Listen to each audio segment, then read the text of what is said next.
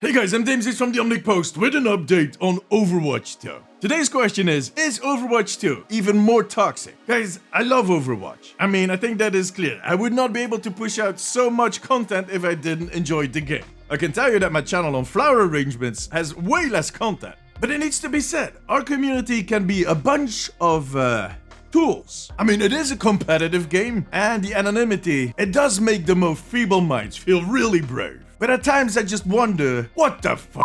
That all being said, first off, not everybody is like that. I have met some amazing people throughout this game. Second, there are definitely worse games out there, and worse communities. And third, Blizzard is really trying. But again, has it gotten worse with Overwatch 2? The short answer is, yeah. Over the years, this toxicity has become a bigger issue all over the industry. And with Overwatch going free to play, we saw a lot of new people join our community. And everybody is kind of less accountable. If you dive into Overwatch, a game you haven't paid a single dime for, you don't care that they're going to take away your account. And sure, new players need to attach their phone number to their account. And the heavy offenders will not be able to make a new one. Which is good to stop cheers and smurfs, but not the toxic trolls. Now, when it comes to toxic behavior, Blizzard needs to use other tools. And that is exactly what they're trying to do in Overwatch 2. Now, in the first instance, they went for some of the triggers, like the on-fire meter, the end game cards, the medals. On top of that, they also added a lot of transparency to everybody's performance. Now, there is a difference between those two. The medals kind of distorted your performance at times. They also removed general chat, which, to be honest, had become a true freak show.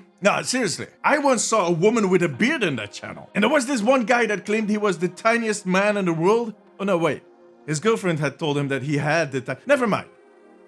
Now, some of these measures have been met with some pushback. People miss the end game cards and the on-fire meter. Because apart from them being a source of an issue, they also were a source of satisfaction. And that is a positive thing. In the end, it's always the same story. It's the bad apples that ruin it for everybody. It's exactly why we don't get any more nice stuff. Now, Blizzard already confirmed that the on-fire meter might be coming back some point in the future, but the fight continues. And in this case, we as a community, we can help out. In the first instance, of course, by being nice to each other. I can get that you get frustrated after a few losses, and that you need to project your anger at someone. But I have learned to let it all pass. Who cares? It is what it is. The game is over. Let's move on. Now, there is one thing that still triggers me, and that is when people get toxic, like the GG Easy people. Or the random slurs. I've seen instances where people come into chat and immediately start offending everybody. Or just the way that some of us behave towards women. The stories I've heard from my girlfriend, they piss me off.